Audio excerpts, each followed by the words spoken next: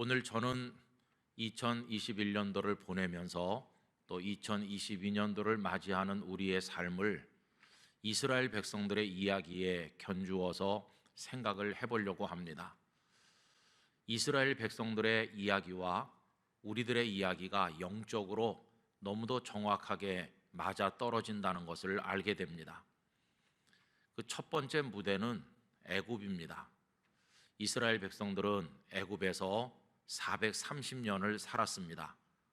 잘 아시는 것처럼 야곱이 그의 가족 모두를 인솔해서 아들 요셉이 총리로 있는 애굽에 내려간 지 430년을 그 땅에서 살았습니다. 그런데 그 대부분은 애굽 사람들의 노예로 고통받은 세월이었습니다. 그들이 고통 가운데 있었던 것처럼 우리들은 역시 고통 가운데 머물러 살아왔는데 그 고통의 이유는 죄 때문이었습니다. 죄는 우리에게 사망을 가져왔고 사탄은 우리들을 억눌러서 우리들은 영원히 멸망할 수밖에 없는 존재로 머물러 있었습니다. 그것이 우리들의 애굽에서의 삶이라고 하겠습니다.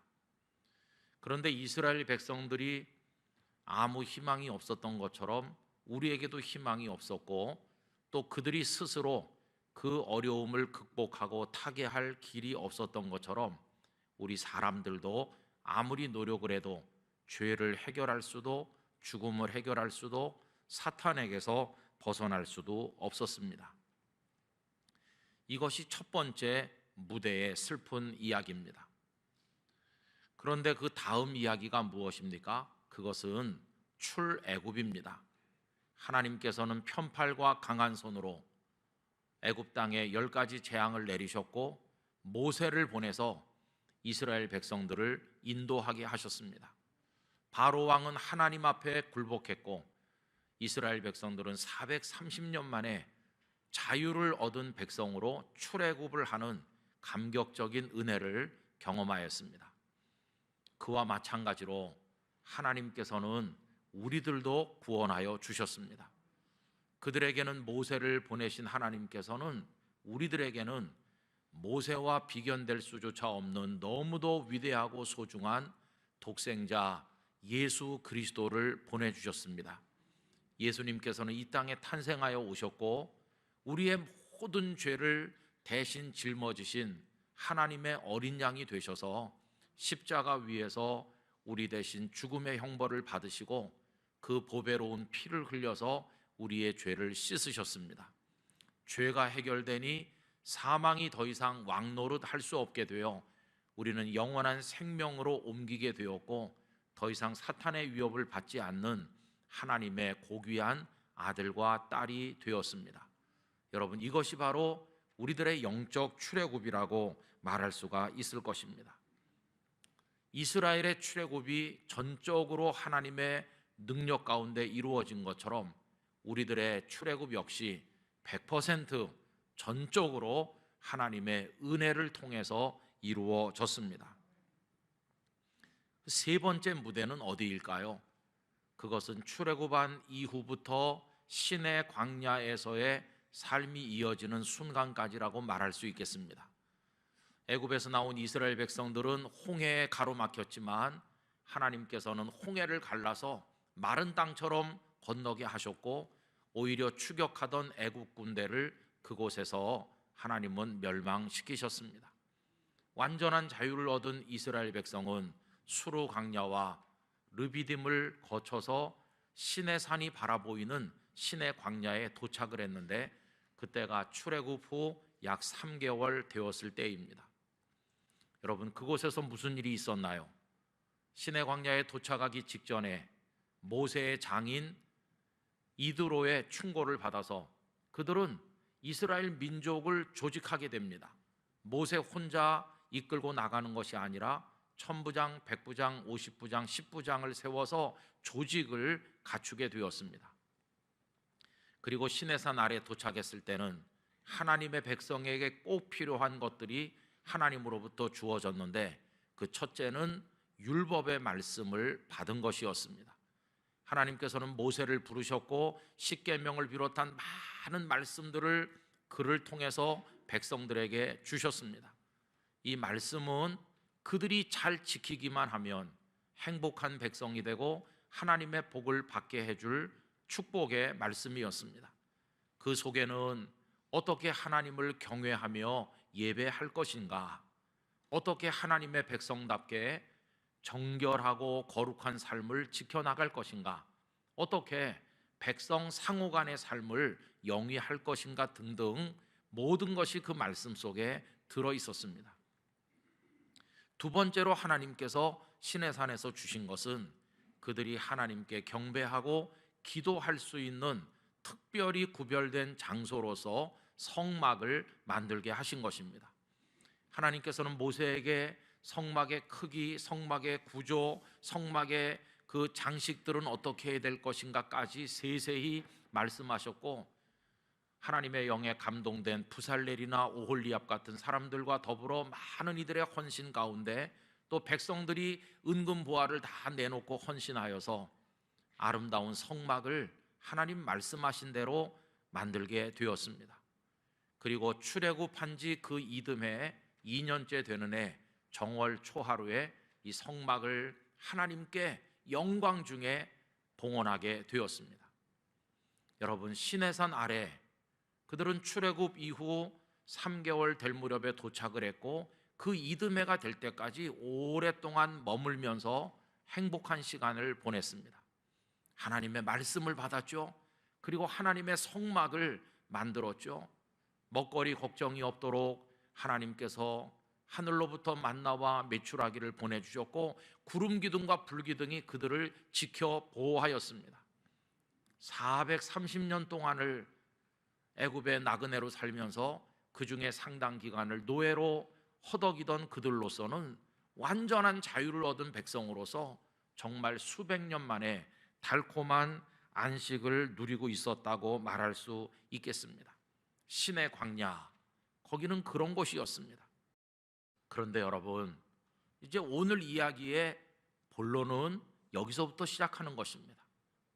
수백 년 동안 노예로 살던 이스라엘 백성들이 신의 광야에 와서 참 꿀같은 안식을 맛을 보면서 하나님의 말씀을 받고 성막을 만들고 너무도 행복하게 지나고 있던 어느 날 하나님께서는 그들에게 명령하셨습니다. 신의 광야를 떠나라고, 출발해야 된다고, 행진하여 가라고 명령하신 것입니다. 여러분, 그것이 오늘 본문 속에 나와 있는 말씀입니다. 오늘 본문 6절, 7절 두 절 말씀을 우리 다 같이 읽어보도록 하겠습니다. 우리 하나님 여호와께서 호렙산에서 우리에게 말씀하여 이르시기를 너희가 이 산에 거주한 지 오래니 방향을 돌려 행진하여 아모리 족속의 산지로 가고 그 근방 곳곳으로 가고 아라바와 산지와 평지와 네겝과 해변과 가나안 족속의 땅과 레바논의 큰 강 유브라데까지 가라, 이렇게 말씀하십니다. 방향을 돌려서 행진하여 가라, 가라, 가라, 이렇게 말씀을 하신 것입니다. 여러분, 잘 지내고 있는 이스라엘 백성에게, 신의 광야에서 충분히 행복한 그들에게 하나님께서는 왜 행진하여 가라고 하셨을까요? 그것은 그들에게 너무도 중요한 또 하나의 과제가 남아 있었기 때문입니다. 애굽에 살던 이스라엘 백성들에게는 두 가지 과제가 있었습니다. 하나는 애굽에서 벗어나는 출애굽이요, 또 다른 하나는 그들의 조상 아브라함과 이삭과 야곱에게 말씀하신 영원한 기업, 약속의 땅 가나안에 입성하는 것, 이게 두 번째 과제였습니다. 신의 광야에 머무는 그들에게 첫 번째 과제는 하나님의 능력으로 이루어졌죠. 애굽에서 나왔죠. 자유를 얻었죠. 그러나 그들에겐 두 번째 과제가 남아있지 않습니까? 꿈에도 그리던 가나안을 향해 행진해서 그 땅을 얻어야 된다고 하는 과제가 그들에게 남아 있었기 때문에 하나님께서는 출발을 명하신 것입니다. 이스라엘의 대장정은 단지 애굽에서 벗어나기 위한 것만은 아니었고 목적지가 있는 여행이었습니다. 여러분, 애굽에서 벗어나긴 했는데 가야 될 목적지가 없다면 얼마나 불쌍하게 됐을까요? 애굽에서 벗어나서 광야를 끊임없이 배회해야 된다면 얼마나 고통스러웠을까요? 목적지 없는 여행처럼 슬프고 괴로운 일은 없는 것입니다. 그런데 하나님께서는 애굽에서 벗어나게 하셨을 뿐만 아니라 가나안이라고 하는 목적지를 그들에게 허락하여 주신 것입니다. 여러분, 저는 기도하면서 2022년도 한 해 동안 영락교회 성도들이 붙들고 나갈 신앙의 목표를 하나님으로부터 구할 때 이 말씀으로 저를 감동시켜 주셨습니다. 행진하여 가라. 하나님께서는 이 말씀을 오늘 우리들에게도 하시는 줄로 믿습니다. 지금까지 잘 살았고 이만하면 행복하고 나 여기서 꼼짝도 하기 싫고 그저 떠나기 싫고 여기가 너무 좋다 이렇게 생각하며 자리를 깔고 주저앉아 있는지도 모르는데, 하나님께서는 일어나라고, 행진해서 가라고, 너희들의 목적지를 향해 출발하라고 이렇게 우리들에게 말씀하시는 줄로 믿습니다. 그래서 내년도 우리 교회 표를 행진하여 가라 이렇게 정하게 되었고, 이 내용을 만남지 1호로에 잘 실어서 성도님들이 읽으실 수 있도록 하였습니다. 여러분, 성경의 하나님은 어떤 하나님이신가요? 손가락을 들어서 가야 될 방향을 지시하시는 하나님이십니다.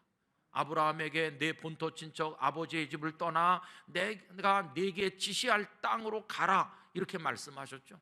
그리고 모세에게는 미디안 광야를 떠나 애굽으로 가서 내 동족을 이끌고 가나안으로 가라고 말씀하신 하나님 아니십니까? 로뎀나무 그늘 아래 쓰러져 누워있는 엘리야에게는 일어나서 하나님의 산 호렙으로 가라 말씀하셨고, 요나에게는 니느웨로 가라고 사명을 말씀하기도 하셨습니다. 여러분, 그뿐이 아니죠. 예수님께서는 제자들에게 땅끝까지 이르러 내 증인이 되리라고 말씀하셨고, 언더우드와 아펜셀러 같은 젊은 목회자들에게 하나님께서는 손가락을 가리켜 보이셨죠.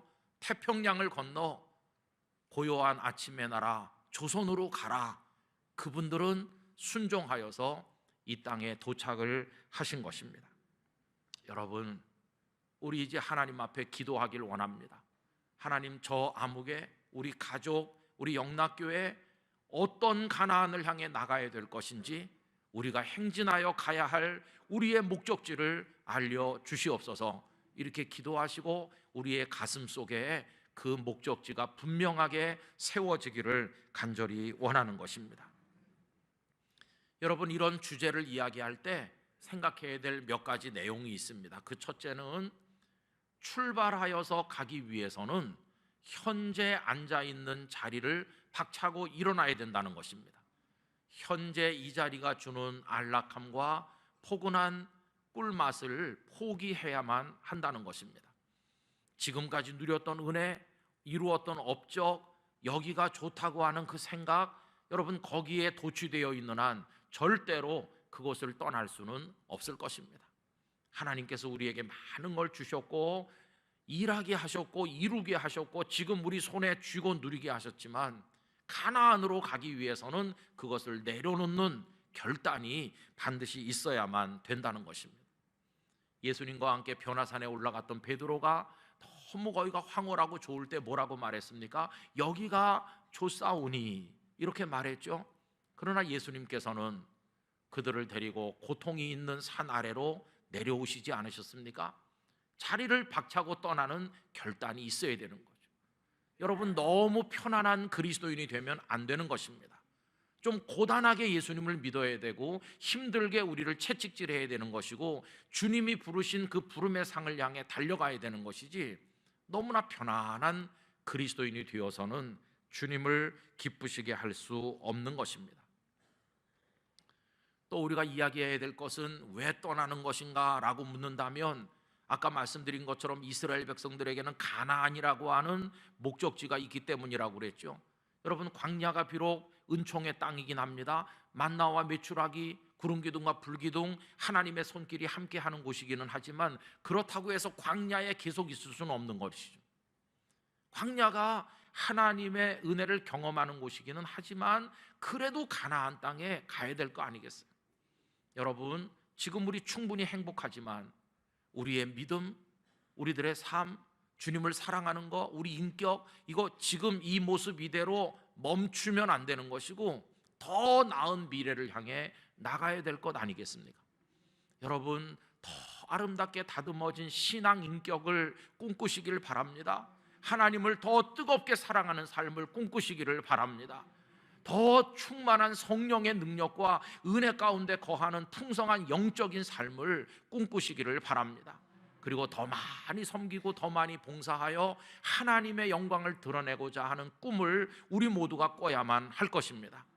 영락교회를 이 서울 한복판에 두신 하나님의 뜻을 생각하면서 그 하나님이 원하시는 바를 이루어서 기쁘시게 해드리고자 하는 그런 꿈을 영락교회 모든 성도들이 함께 꿀 수 있기를 간절히 원하는 것입니다. 그리고 여러분, 행진하여 간다는 말 속에 느껴지는 게 뭡니까? 그냥 우르르 모여있던 사람들이 또 우르르 흩어지듯 가는, 오합지졸이 흩어져서 가는 그런 모습이 아니죠. 행진한다고 할 때는 줄을 맞추고 나팔 소리에 맞추어서 일사불란하게 쫙 가는 걸 말하는 거죠. 대오가 흐트러지지 아니하고 결속된 모습으로 리더의 함성을 따라서 쫙 가는 군대를 연상시키지 않습니까?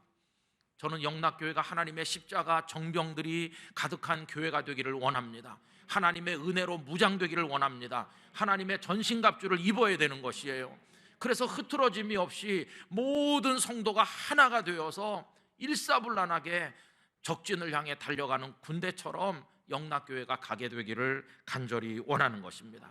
하나님은 능히 당신의 능력으로 우리를 강하게 만들어 주실 줄로 믿습니다. 우리를 훈련시켜 주시고 우리 각자에게 신령한 은혜를 경험하도록 우리가 강한 하나님의 군대가 되도록 도우실 것이라고 분명히 믿습니다.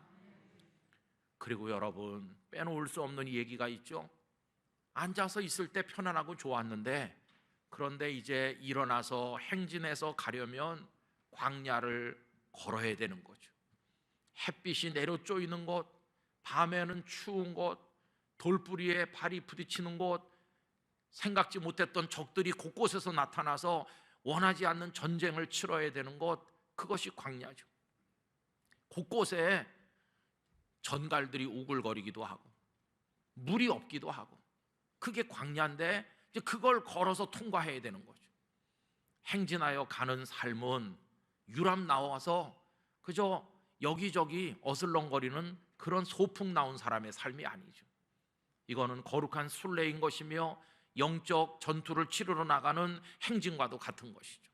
그래서 거기 각오가 있어야 되는 거죠. 고생할 각오, 헌신할 각오, 충성할 각오, 눈물 흘릴 각오, 엎드려 부르짖을 각오, 그리고 하나님께 모든 것을 바쳐서 시간과 정성을 들여 충성을 다하겠다고 하는 결단, 이런 것들이 그 속에 함께 있어야만 가능하다고 하는 것입니다.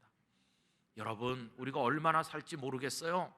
이제 얼마 남지 않은 우리 인생을 그저 가만히 신의 광야 아래 돗자리 깔고 놀듯이 하다가 끝낼 수는 없고, 하나님 앞에서 어떻게 분투 노력하면서 내 인생, 내 신앙, 우리 가정, 그리고 하나님의 교회가 하나님의 뜻을 이룰 것인지 생각을 하면서 좀 어렵고 힘들더라도 다 같이 일어나게 되기를 간절히 원하는 것입니다. 여러분, 그렇게 하면 어떤 일이 있을까요? 이스라엘 백성들이 힘들게 광야를 통과했습니다. 그런데 가다 보니까 생각지 못했던 축복이 기다리고 있기도 했습니다. 여러분, 본래 가나안 땅은 요단강을 중심으로 서쪽 땅을 가리키는 것이죠. 요단강 서쪽이 가나안인데 가다 보니까 아모리 족속들이 갑자기 그들을 가로막는 겁니다. 아모리 왕 시온, 바산의 왕 옥이 군대를 이끌고 나왔어요. 어쩔 수 없이 그들과 전쟁을 했고 그들의 땅을 얻게 되었는데, 그것은 가나안 땅이 원래 요단강 서편이었다고 그랬는데 그들의 땅은 요단강 동쪽에 있었어요. 요단강 동쪽 땅은 목표했던 땅이 아니었어요. 그런데 여러분, 광야를 행진하는 도중에 생각지 못했던 덤으로 주시는 축복을 그들이 얻었다는 것을 알 수 있어요. 여러분, 놀라운 기적은 누가 경험하나? 신의 광야 아래 앉아있는 사람에게는 그런 기적이 일어나는 게 아니고 하나님이 부르신다는 것을 생각을 하면서 벌떡 일어나서 고난을 무릅쓰고 복음을 위해 달려가는 성도들에게 하나님은 뜻밖의 기적과 은혜와 축복을 더하여 주실 것입니다. 저는 성도 개개인에게 그런 기적들이 일어나게 되기를 기원합니다. 생각지 못했던 은혜를 얻었습니다. 이런 간증들이 쏟아지는 교회가 되기를 원합니다. 우리 영락교회도 하나님이 부어주시는 은혜를 놀랍게 경험하는 새해가 되기를 간절히 원하는 것입니다. 일하는 자에게 먹을 걸 주시고 달려가는 자에게 생수를 주시는 하나님이시지, 가만히 앉아서 있는데 하나님께서 우리에게 무슨 은혜를 더해 주실까 생각을 하게 되는 것입니다. 여러분, 충성하는 만큼, 목적을 향해 달려가는 만큼 하나님은 우리를 격려하시고 은혜를 주실 것이라고 믿습니다. 그러면 이스라엘 백성은 행진하여 가라는 명령을 받았을 때 어떻게 응답했을까요? 그들은 모세를 통해 전달된 말씀을 받고 시내 광야에서 자리를 털고 일어났습니다. 그리고 다 행장을 꾸리고 정말 오랫동안 머물렀던 그곳을 출발하는데 허리띠를 동여매고 다 모든 걸 챙겨서 가나안을 바라보면서 출발하였습니다. 그 모습이 민수기 10장 11절에서 13절에 말씀되어 있습니다.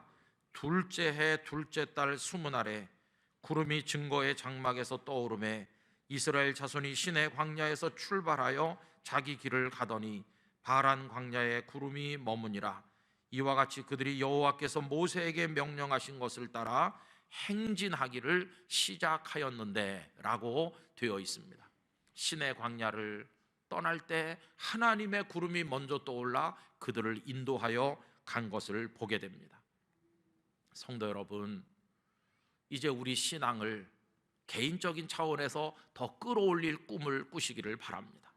우리 가정, 그저 아빠, 엄마, 자녀들, 우리 세 식구, 네 식구, 다섯 식구 뭐 별일 없이 잘 살고 있어, 예배당에 가서 예배도 잘 드려, 됐어, 이렇게 생각하시고 감사하지만은 좀 더 여러분들 가정에 하나님 사랑의 수준을 끌어올릴 꿈을 꾸시기를 바랍니다. 우리 가정이 어떤 형태로든 하나님께 더 쓰임받기를 원합니다. 그게 우리 가정의 가나안이 되기를 원합니다. 그럼 목표를 정하시길 바랍니다. 그리고 영락교회를 부르시는 하나님의 부름이 있을 텐데 우리 교회 공동체는 어떤 가나안을 향해 가야 될 것인지 우리 모두가 함께 꿈을 꾸길 원하는 것입니다.